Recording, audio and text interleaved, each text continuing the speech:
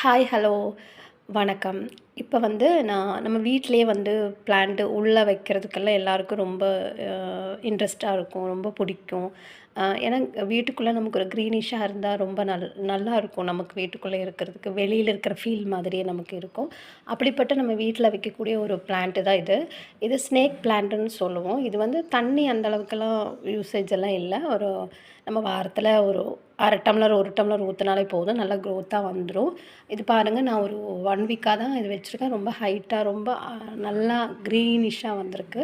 நீங்களும் வீட்ல ட்ரை பண்ணி பாருங்க. இது இது வந்து நம்ம தூங்குற இடத்துல வச்சுக்கலாம். நல்லாயிருக்கும். அந்த சுவாசம் வந்து நமக்கு நல்லா ஒரு இதோட காத்து படும்போது நமக்கு ரொம்ப நல்லாயிருக்கும்.